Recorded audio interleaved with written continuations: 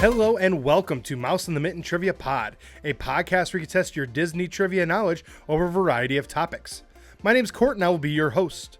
Our game will consist of 5 rounds of 6 questions, covering everything from your basic Disney knowledge to some unknown facts. Each question is worth 1 point unless otherwise noted. Make sure you follow us on Facebook, Instagram, and TikTok at Mouse in the Mitten. And if you're watching us over on YouTube, make sure you hit subscribe, give this video a thumbs up, turn on that bell for notifications, and in the comments down below, let us know what your score is. Now, we are coming up on the holiday season. In some people's opinions, the holiday season has started. But we are coming up on the holiday season, and if you are thinking of a gift of Disney for your family, or you're thinking about going to Disney in the next couple months and need a little bit of help, feel free to reach out to me at mouseinthemitten@gmail.com. We can get you all taken care of. Now, this week we see the anniversary of one of the greatest nighttime spectaculars coming to Disney World down in Orlando. So today we are celebrating the anniversary of Fantasmic coming to Disney World, and all these questions have to do with Fantasmic and the great show that it is. So let's get started with question number 1. Within 2, what year did Fantasmic premiere in Disneyland? Question number 2. From 2011 till 2020, what Disney park outside of the US had their own version of Fantasmic? Question number 3. What is the name of the amphitheater in Hollywood Studios that hosts the show? Question number 4. What year saw the dragon from Disneyland's Fantasmic start on fire? Question number 5. Who is the host of the Fantasmic show? And question number 6. In Disney World, what is the name of the alternative show that is performed when inclement weather prevents the full show from being performed? All right, I'm going to give you a few seconds worth of music, try to come up with those answers, and then I will return.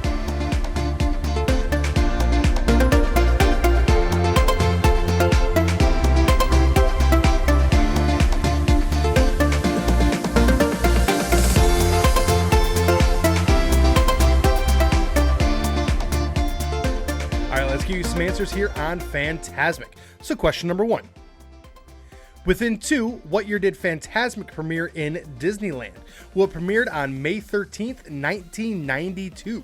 So in order to get the point there, what it had to say between 1990 and 1994. Now again, a fantastic show. It's been tweaked, it's been redone, it's been always changing, always evolving. I mean, to quote Walt, Disney is never done being built, so there's always new changes, new additions, new subtractions, all that sort of stuff to a fantastic show. Question number 2.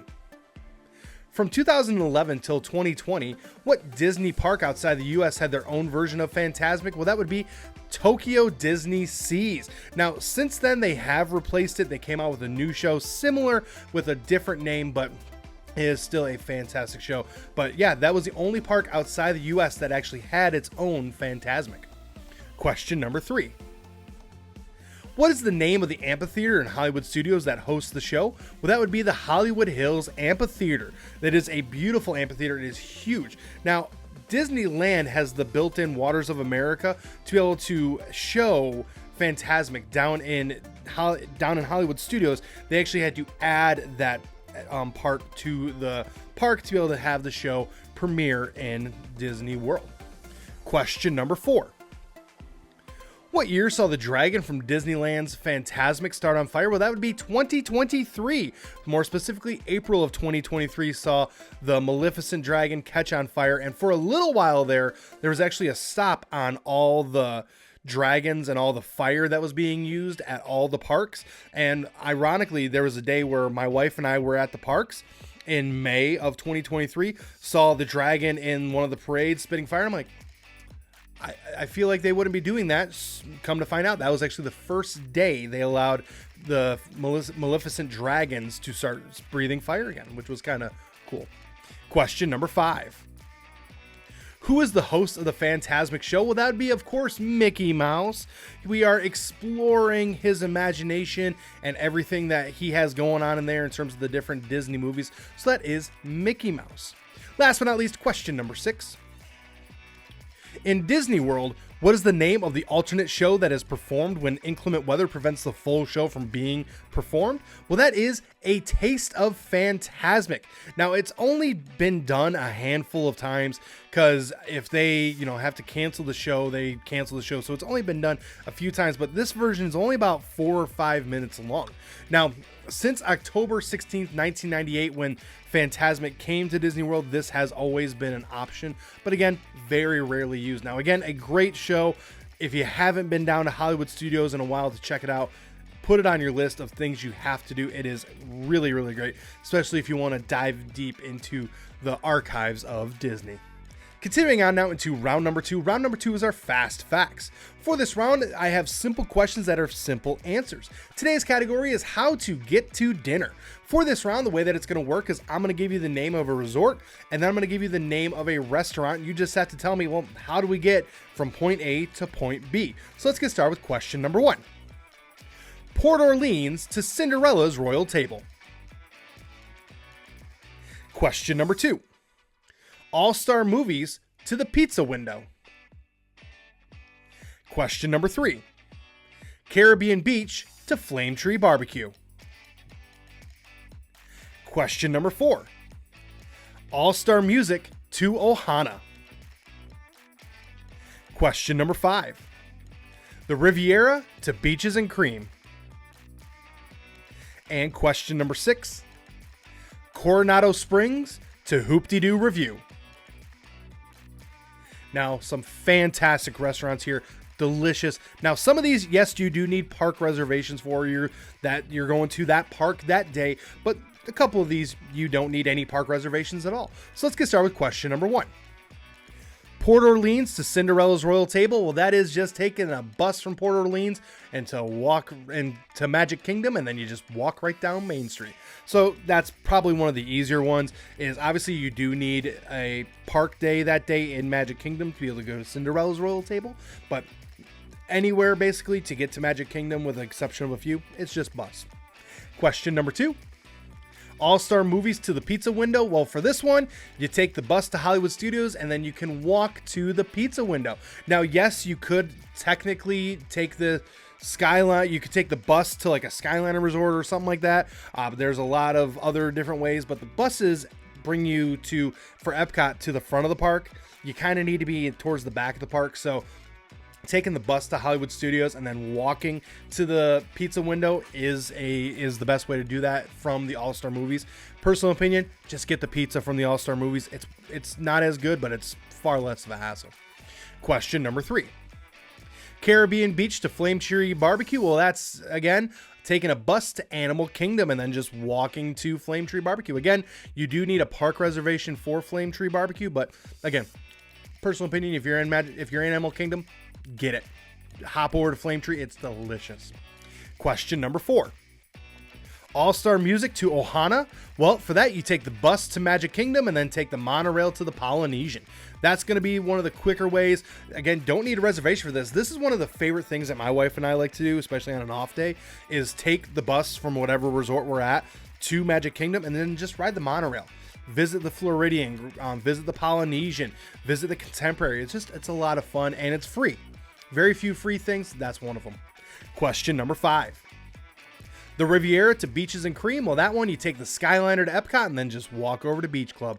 It's a great idea. Highly recommend it. It is so much fun and so delicious. And last but not least, question number 6. Coronado Springs to Hoop-Dee-Doo Review. For that one, take the bus to Magic Kingdom and then take the bus to the campsites at Fort Wilderness. Or if you want, you could take a boat to the campsites at Fort Wilderness. That is an option. You have a little bit of a longer walk than taking the bus, but the bus is probably going to be the quickest way. Now, again, you could, I guess, technically, if you wanted to, Uber to all these, if you have the reservation. If you have a reservation, a dining reservation at another resort, technically, yes, you can Uber there. Security is going to ask you, double check and make sure. But If you want the completely free option, these are the ways to go. So the buses, the boats, the monorails, the Skyliner, if you need some help navigating all those, I would love to be able to help you get all squared away. Continuing on now into round number 3. Round number 3 is our connecting the circles. For this round, I'm going to ask you 5 questions that may or may not be Disney related, but the answers do relate somehow through Disney. And that's going to be your 6th and final question is, what is that connection? So let's get started with question number 1. What is a 7-letter word for something that does not exist or of no value or interest? Question number 2. What is a vessel that can hold pop, non-perishable foods, soup, and trash? Question number 3. What do you do when you see a red octagonal sign? Question number 4. What is the objective use of we?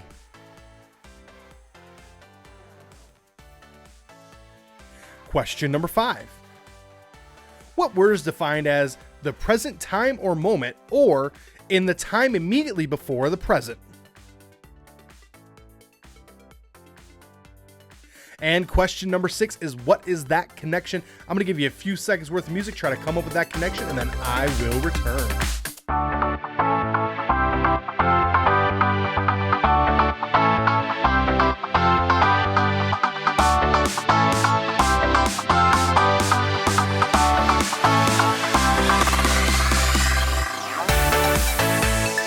All right, let's give you some answers here and see if we can connect those circles. So question number 1. What is a 7-letter word for something that does not exist or of no value or interest? That is nothing. That is the 7-letter word. Nothing, there's no value, there's no interest. It's literally nothing. Question number 2. What is a vessel that can hold pop, non-perishable food, soda or soup, and trash? Well, that is a can. You got a soda can, pop can, whatever you call it. You have a can of soup. Non-perishable foods are often in cans. Plus you got trash cans. Question number 3. What do you do when you see a red octagonal sign? Well, you stop. You stop at that sign. It's a stop sign. So, you got the word stop right on it. So hopefully you're stopping at all those stop signs. Question number 4. What is the objective use of we? That is us. When we say we, that's us. And then, that's all. We is us and us is we, all that. It's more than one person. It's a group of people, all that sort of stuff. Question number 5. What word is defined as the present time or moment, or in the time immediately before the present? That is now. We are in the now. This is the time of now. Now that's what I call music. So that one is now. So question number 6 is, what is the connection? Well, we had answers such as nothing, can, stop, us, now. That is, of course, the title song in Mickey and Minnie's Runaway Railway. Nothing can stop us now. Da, da, da, da. Yeah, that old ditty. So hopefully you're able to figure that out. I'm wondering if maybe some of you were like, oh, wait, what is going on here? And then you said it out loud and you're like, nothing can oh my gosh, stop us now. Okay, now I hope that was apparent. Hopefully you enjoyed that, and I hope that you really enjoyed that connecting and you were able to connect those circles. Continuing on now into round number 4. Round number 4 is typically reserved for our movie anniversaries, and today is one of those movie anniversaries. We are going to talk about The Jungle Book, a great story. We learned a lot from Baloo and Mowgli, so a great story, a better book series, personal opinion. But again, book versus movie, that's always going to be a debate. So let's get started here on question number 1. Who is the author of the Jungle Book books that were the reference material? Question number 2. According to Baloo, what will come to you in life? Question number 3. What is the name of the Bengal tiger that everyone is protecting Mowgli from? He also provides the baseline for That's What Friends Are For. Question number 4. Name the elephant that is the lead of the elephant herd. Question number 5.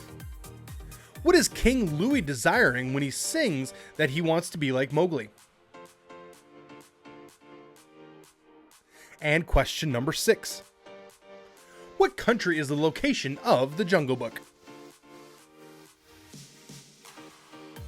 All right, I'm going to give you a few seconds worth of music, try to come up with those answers, and then I will return.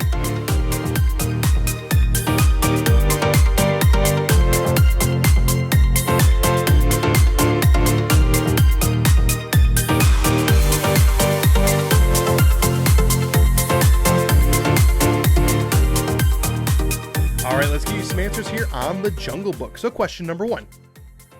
Who is the author of the Jungle Book books that were the reference material? Well, that would be Richard Kipling. Now, again, he wrote a few of these, and they were all kind of based on the same idea, and that was the source material that they used. Now, they also used this as source material for other Jungle Books as well.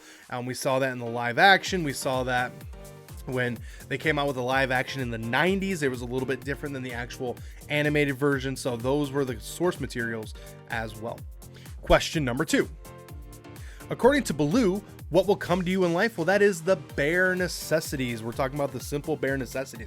Forget about your worries and your strifes. I mean, the bare necessities. That's why a bear can rest at ease. It's just the bare necessities of life. Great song. Question number 3. What is the name of the Bengal tiger that everyone is protecting Mowgli from? He also provides the baseline for That's What Friends Are For. I can't get that low, but that's Shere Khan. He is the Bengal tiger that everyone's fearing. They know that Shere Khan likes to eat humans basically, and he's also scared of the village of humans because of the fire that they have down there. So he's the one that's actively searching for Mowgli, and he's the one that they are looking for. Question number 4. Name the elephant that is the lead of the elephant herd. Well, that is Colonel Hathi. He is the big one. He just kind of scruffy rock. He always has, like, in his tusk wand, bayonet sort of thing waving around, and the little elephant's also trying to be part of the herd as well. It's one of the funnier parts. It's one of the cuter parts as well. Question number 5. What is King Louie desiring when he sings that he wants to be like Mowgli? Well, that is man's red flower, aka fire. So if you had said man's red flower, if you had said fire, same thing. Obviously, monkeys don't always know what it is. So, saying that it's man's red flower, to him, that makes sense. And I can see why they went with that. But that is technically his definition of fire. And that's why he feels like if he has that, he can be the king of the jungle. Question number 6. What country is the location of the Jungle Book? Well, that is India. India is the location of the Bengal tiger. There's not very many outside of India. And same thing with the elephants that were available that they chose to depict. Those were Indian elephants. So that whole story takes place in India. Now, again, a great story. If it's been a little bit since you watched it, highly recommend it. It's kind of funny though, when you watch that animation, it's a use of Disney recycling some of their other animations, because when Mowgli is walking through the woods and walking through the forest, they've used that sequence in a couple other Disney movies as well. So again, it's a classic. Highly recommend checking it out if you haven't done so in a while. Continuing on now into round number 5, we are going to talk all about, in round number 5, Hocus Pocus. Now, last week we talked about Halloween Town. We're going to continue that theme of October being spooky season, and we're going to talk all about the movie of Hocus Pocus. Now, this movie came out in July of 1993. So it's kind of interesting that they came out with it in July as opposed to waiting till October, but at the same point, it's a classic, it's phenomenal, and it still holds up. So let's get started here with question number 1. What year does Hocus Pocus start in before the Sanderson sisters appear in 1993? Question number 2. After Thackeray Binks discovered that the sisters had taken his sister, what is he turned into and cursed to live forever as punishment for interfering? Question number 3. What is Max's sister's name that he takes trick-or-treating when he discovers the Sanderson cottage? Question number 4. In Hocus Pocus 2, the sisters sing One Way or Another. This scene was inspired by a similar scene in the original Hocus Pocus where the sisters sang what song?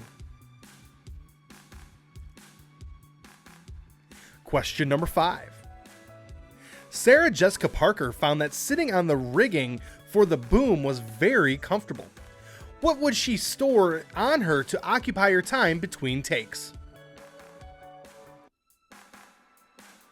And question number 6. Who was originally offered the role to play Max Dennison, but had to turn the role down because he was already committed to What's Eating Gilbert Grape? All right, I'm going to give you a few seconds worth of music, try to come up with those answers, and then I will return.